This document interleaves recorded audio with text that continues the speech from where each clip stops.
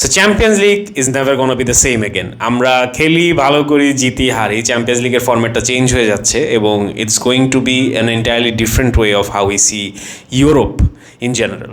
So এটা কি ভালো? এটা কেমন? এটা কিভাবে কাজ করবে? Let's talk about it.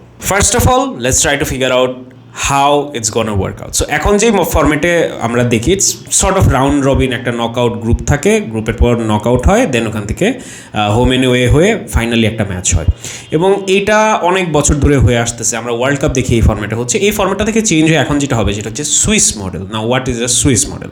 So এখন গ্রুপ স্টেজের বদলে যেটা আমরা দেখবো সেটা হচ্ছে একটা league, a league of 36 teams. এই 36টা টিম কীভাবে সিলেকশন হবে? Based on UEFA club ranking.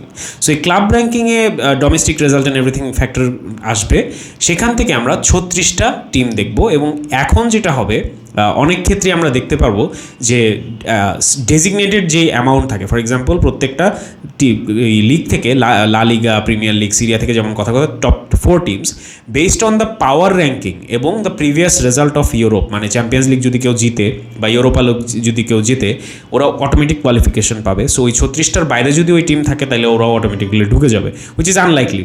Power ranking মানে চ্যাম্পিয়ন্স লিগ জিতছে, ইউরোপা লিগ জিতছে, ওই 36এর মধ্যে নাই, দ্যাটস আনলাইকলি, ওইটা হবে না। বাট এখন কথার কথা ধরেন প্রিমিয়ার লিগ থেকে 7টা টিম হতে পারে, লা লিগা থেকে 5-6টা টিম হতে পারে। সো এইভাবে জিনিসটা হবে based on the power ranking. So আমরা 36টা টিম পাইলাম, ফার্স্ট থিং। এখন 36টা টিম পাওয়ার পরে যেটা হবে, এই 36টা টিমের একটা লিগ, যেখানে মূলত হচ্ছে 4টা ভাগে 36টা লিগকে ডিভিশন করা হবে, এগেন ওই পাওয়ার র্যাঙ্কিংয়ের সর্ট অফ হিসাবে। 4টা পটের মধ্যে 9টা করে টিম থাকবে। সো প্রথম পটে হচ্ছে একদম মানে ক্রিম অফ দ্য ক্রপ, যারা হচ্ছে পাওয়ার র্যাঙ্কিংয়ে সবচেয়ে আগে, এইভাবে সবচেয়ে লাস্টের যে গ্রুপটা ওইখানে হচ্ছে obviously the weakest team. So যেটা হবে, একটা টিম প্রত্যেকটা পটের 2টা টিমের সাথে খেলবে। সো কথার কথা ধরেন আপনি যদি পট নাম্বার 2 এর একটা টিম হন, আপনি 1, 2, 3, 4 এই 4টা পটেরই আরও 2টা টিমের সাথে খেলবেন এবং টোটাল আপনি যে ম্যাচ খেলতেছেন সেটা হচ্ছে 8টা, 4টা হোম, 4টা অ্যাওয়ে। সো আমরা কারেন্টলি রাউন্ড রবিন সিস্টেমে যেটা খেলি গ্রুপ স্টেজে, সেটা হচ্ছে 6টা ম্যাচ, 6টা থেকে বেড়ে 8টা ম্যাচ হচ্ছে, খুব বেশি বাড়তেছে না। সো বেসিক্যালি যেটা হবে সেটা হচ্ছে প্রত্যেকটা টিম, এই 36টা টিমের মধ্যে এই 4টা পটের 2টা করে টিমের সাথে খেলবে। তার মানে হচ্ছে ভালো টিমরা যেমন তাদের লিগের টিমের সাথে খেলতেছে, খারাপ টিমের সাথেও খেলতেছে, আবার যেগুলো একটু লোয়ার মানে র্যাঙ্কড টিম ওরা নিজেদের ইয়ের সাথেও খেলতেছে, আপার টিয়ারের সাথেও খেলতেছে। সো এখানে একটা মোর সামঞ্জস্যতা আছে। ফর এক্সাম্পল গ্রুপ স্টেজে কী হয় যে আমরা দেখি একটা গ্রুপ অফ ডেথ হয়, যেখানে কথার কথা ধরেন 4টাই স্ট্রং টিম, 4টা স্ট্রং টিমের মধ্যে 2টা টিম বাদ পড়ে যায়। আবার অনেক ক্ষেত্রে দেখা যায় যে 4টাই লুথা টিম, সো এখান থেকে 2টা উইক টিম উঠে। সো এই জিনিসটা কমপ্লিটলি এলিমিনেট হয়ে যাবে। প্রত্যেকটা টিমই সুযোগ পাবে এগেনস্ট টাফার অপোজিশন ভালো খেলার, and against their weaker opposition নিজেদের সুপ্রিমেসিটাকে ধরে রাখার। নাও এইটা একটা ব্রিলিয়ান্ট ফর্মুলা আমি মনে করি, কারণ দিন শেষে দেখেন যেই টিমগুলা সুপিরিয়র বা যেই ক্লাবগুলো বড়, এদের খেলা সবাই দেখতে পছন্দ করে। সো এদের খেলার অ্যামাউন্ট বাড়তেছে। আবার একই সাথে ফুটবলের যে philosophy, the spirit of the game, যে লোয়ার র্যাঙ্কড টিমগুলো যাতে অপরচুনিটি পায় আপসেটগুলো ক্রিয়েট করার জন্য, সেইটারও একটা পরিপূর্ণ সুযোগ পাচ্ছে। So I think this is a perfect balance এবং এটা নিয়ে অনেকের অনেক ধরনের আলাপ আছে, but I absolutely am in love with this concept যে যেই টিমগুলোকে আমরা দেখতে পছন্দ করি তাদেরও যেমন আমরা বেশি খেলা দেখতে পারবো, এবং বেশি মানে অবভিয়াসলি প্রথম যেটা ছিল যে 10টার করে ম্যাচ হবে সেটা হচ্ছে না, ফর্চুনেটলি ওটাকে 8টাতে নিয়ে আসছে। সো 2টা এডিশনাল ম্যাচ বাড়া আমার কাছে মনে হয় না it's going to create a lot of impact, but at the same time আপনি যদি জাস্ট এই টুর্নামেন্টটাকে মাথায় রেখে চিন্তা করেন, তাহলে দেখবেন সেটা হচ্ছে যে ভালো টিমগুলা আমরা বেশি দেখতে পাচ্ছি, উইকার টিমগুলো আরও সুযোগ পাচ্ছে ভালো টিমগুলোর সাথে আরও বেশি খেলার, নিজেদেরকে প্রমাণ করার এবং আপসেট ঘটানোর, যেটা ফুটবলে উই অ্যাবসলিউটলি লাভ। সো এই জায়গা থেকে আমার কাছে মনে হয় this is a perfect balance. এবং not just that, more matches means more money. এবং বার্সেলোনা ফ্যান হিসেবে আসলে টাকা পয়সার কথা এখন আর মানে বলাই বাহুল্য, টাকা লাগবে ভাই। সো ইন জেনারেল ছোটো ক্লাবগুলোরও প্রফিট হবে কজ মোর ম্যাচেস, বড় ক্লাবগুলোরও প্রফিট হবে কজ মোর ম্যাচেস। বড় ক্লাবগুলোর প্রফিট হবে বিকজ দে হ্যাভ আপনার টিভি রাইটস অ্যান্ড সব কিছু মেলায়, স্পন্সরশিপ মিলস এগুলো ধরে মোর আপনার অ্যাডভার্টাইজমেন্ট এক্সপোজার অ্যান্ড এভরিথিং। এবং ছোটো টিমগুলোর জন্য সুবিধাটা হচ্ছে ওরা বড় টিমদের সাথে বেশি খেলতেছে, সো ওদেরও এক্সপোজারের জায়গা থেকে রেভিনিউটা বেশি আসতেছে। নাও লিগে 36টা টিম খেললো, প্রত্যেকটা পটের 4টা পটের 2টা করে টিমের সাথে। এখন র্যাঙ্কিংটা যেটা হবে সেটা হচ্ছে প্রথম 8টা টিম, এই পুরা 36টা টিমের সবগুলা খেলা শেষ হয়ে যাওয়ার পর একটা আমরা টেবিল দেখতে পাবো, যেরকম আমরা লা লিগা, প্রিমিয়ার লিগে যেরকম দেখি একটা টেবিল পয়েন্টের উপর বেসিস করে। সো ওই টেবিলে আমরা যেটা দেখব সেটা হচ্ছে যে 1 থেকে 8 অটোমেটিক্যালি নকআউট স্টেজের জন্য কোয়ালিফাই করে যাবে। 9 থেকে 24 নিজেদের মধ্যে প্লে অফস খেলবে এবং এখানে কোনো ড্র হবে না। It's based on 9 number team খেলবে 24 নাম্বার টিমের সাথে, 10 নাম্বার টিম খেলবে 23 নাম্বার টিমের সাথে, 11 নাম্বার টিম খেলবে 22 নাম্বার টিমের সাথে।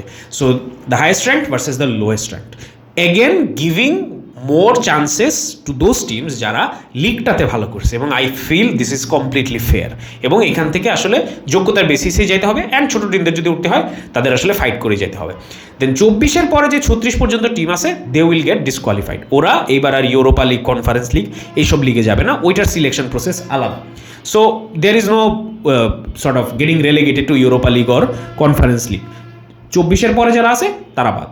সো 9 থেকে 24-এ আমরা এগেন আরও 8টা টিম পাবো। সো আগের 1 থেকে 8-এর মধ্যে 8টা টিম চলে গেছে, অ্যান্ড এই বাকি যেই টিমগুলো আছে ওরা ওয়ার্ল্ড কাপ স্টাইলে হচ্ছে ফেস করবে প্রথম যে 8 জন আছে। নাও কিপ ইন মাইন্ড, প্রথম যে 8 জন ওরা নিজেদের মধ্যে খেলবে না, ওরা হচ্ছে যে স্লটগুলো আছে আমরা ওয়ার্ল্ড কাপের সময় রাউন্ড অফ 16 যেরকমভাবে দেখি কোয়ালিফিকেশনের উপর বেস করে আগেই একটা আমরা দেখতে পারি যে কোন টিম জিতলে কার সাথে খেলবে, কোথায় যাবে, ড্র হচ্ছে না। সো ওই টিমগুলো আগেই সাজানো থাকবে, সেইখানে হচ্ছে যারা প্লে অফ খেলে কোয়ালিফাই করছে তারা ড্র করে খেলবে হচ্ছে ওই টিমগুলোর সাথে, অ্যান্ড দ্যাটস ইট, এরপরে ড্র শেষ। তারপরে আমরা অলরেডি জানতে পারবো, আমরা যখন রাউন্ড অফ 16-এর স্কেজুল জানতে পারবো আমরা অলরেডি বুঝে যাব যে কোথায় কোন টিম জিতলে কাকে ফেস করবে। এবং এখানে ওই ডোমেস্টিক ইয়েটা নাই যে একই লিগের টিম হলে ফেস করতে পারবে না, ওই এম্বার্গোটা আর নাই। এটা ইয়ের ক্ষেত্রেও নাই, র্যাঙ্কিংয়ের ক্ষেত্রেও নাই। সো ওই জায়গাটাতে আমরা দেখব ওয়ার্ল্ড কাপ স্টাইলে একদম কমপ্লিটলি। এরপরে পুরোপুরি ওয়ার্ল্ড কাপ স্টাইলে হোম অ্যান্ড ওয়েতে আমরা দেখব যে সেমিফাইনাল থেকে সিমিলারলি এখন যেমন দেখতেছি এরকম rest remains the same. So and ফাইনালে একটা লিগই হবে। সো এইখানে আমার মনে হয় যে চেঞ্জেসটা আসছে এটা একটু কমপ্লিকেটেড হইতে পারে। আমি যদি তাও আরেকবার সহজ করে বলি, এতদিন হয়তো 4টা টিমের গ্রুপে করে খেলতো এবং এখান থেকে প্রথম 2টা টিম কোয়ালিফাই করতো। এখন একটা 36টা টিমের লিগ হবে, লিগের বেসিস হচ্ছে র্যাঙ্কিংয়ে 4টা পট হবে, যেখানে হচ্ছে অ্যাকর্ডিংলি সাজানো বেসড অন র্যাঙ্কিংস, এবং প্রত্যেকটা টিম প্রত্যেকটা পটের 2টা টিমকে খেলবে হোম অ্যান্ড অ্যাওয়েতে। সো এইভাবে পুরো জিনিসটাকে সাজানো হয়েছে, এবং আমার কাছে যেটা মনে হয় এটা করার পিছনে 2টা রিজন। একটা হচ্ছে সুপার লিগের আই থিঙ্ক এই জিনিস মানে এই টুর্নামেন্টটা সুপার লিগের পুরা কনসেপ্টটাকে একটু আমি মনে করি যে উইকেন্ড করবে, কজ যেই জিনিসটা সুপার লিগ করতে চাচ্ছিল is pretty much exactly something like this but flood. কীরকম যে বড় টিমরাই শুধু খেলবে, বাট এইখানে যে সুযোগটা আমার মনে হয় ইউএফা খুব মানে ব্যালেন্সটা খুব সুন্দরলি স্ট্রাইক করতে পারছে, সুন্দরলি is not a word anyway, so perfectly strike করতে পারছে। সেটা হচ্ছে যেটা আমি অনেকক্ষণ ধরে ভিডিওতে বললাম যে বড় টিমরা খেলার সুযোগ পাচ্ছে বেশি, ছোট টিমরা প্রমাণ করার সুযোগ পাচ্ছে বেশি, and that is perfect. So আমার কাছে মনে হয় this is going to be a good tournament, এবং 6টা থেকে 8টা ম্যাচ হওয়া আমার কাছে মনে হয় না ইটস প্লেয়ারদের জন্য অত বেশি হবে। হ্যাঁ, ওভারঅল ফুটবলের schedule is getting more demanding. So এটা কীভাবে ম্যানেজ করে এটা আসলে পুরো টিমের পুরো স্কোয়াডের উপর, ম্যানেজমেন্টের উপর থাকবে। আমাদের মনে হয় এখন জাস্ট 11 জন প্লেয়ার নিয়ে টিম সাজানোর দিন শেষ, এখন আসলে আমাদেরকে 22 জন নিয়ে একটা স্কোয়াড সাজাইতে হবে, এবং 22 জন has to be starters. So ওই জিনিসগুলো মাথায় রেখে আসলে ফুটবল অ্যাকর্ডিংলি চেঞ্জ হবে। অ্যান্ড আমার কাছে মনে হয়, আমি যদি আমার পার্সোনাল ওপিনিয়ন দিই, I am completely in favour of this model, and আমার মনে হয় যে it's going to give the clubs more options to work with, bigger clubs, more revenue, lesser clubs, more opportunities.